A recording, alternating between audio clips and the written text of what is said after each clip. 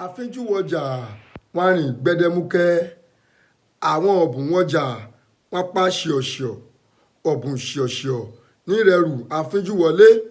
ǹjẹ́ òwe yìí ni mo fi ń kí wa káàbọ̀ sórí ẹ̀kọ́ èdè Yorùbá wa tòní, níbi tí a ti máa sọ̀rọ̀ nípa oge ṣíṣe.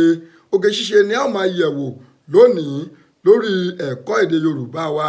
Àmọ́ a kí yín káàbọ̀, ẹ kú ọjọ́ méjì mẹ́ta, ẹ kú bójú ọjọ́ ti rí, ilé ńkọ́, ọmọ ńkọ́, ọkọ ńkọ́, aya ńkọ́, iṣẹ́ ńkọ́, ṣàáfíà ni.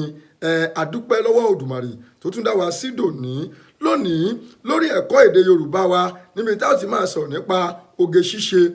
Oge ṣíṣe jẹ́ ọ̀nà tí àwọn Yorùbá ń gbà ṣe ara wọn lọ́ṣọ̀ọ́, ọ̀nà tí a ń gbà fi oríṣiríṣi ohun èlò ṣe ara lọ́ṣọ̀ọ́ ní ilẹ̀ Yorùbá, òun ni à ń pè ní oge ṣíṣe.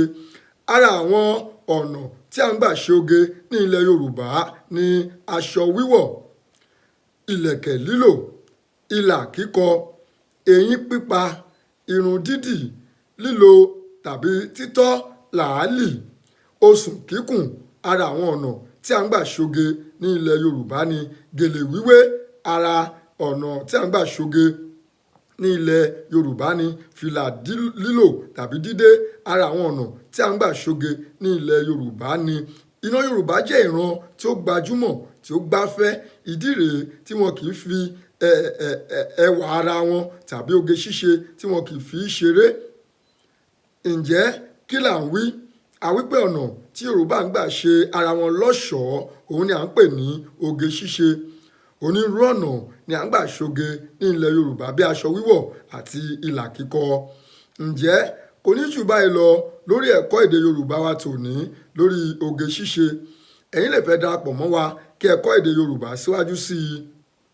Ẹ yẹ̀ wá wò lórí àwọn ẹ̀rọ ayélujára wa lórí Instagram àti Yorùbá Clinic, lórí Facebook Yorùbá Clinic, lórí Twitter Yorùbá_Clinic, lórí YouTube Yorùbá Clinic TV, lórí ẹ̀rọ alágbàtà wa www.yorubaclinic.com. òun ni ẹ ti lè yẹ̀ wá wò kí ẹ̀yin kí ó sì kọ́ èdè Yorùbá ní àkọ̀tun.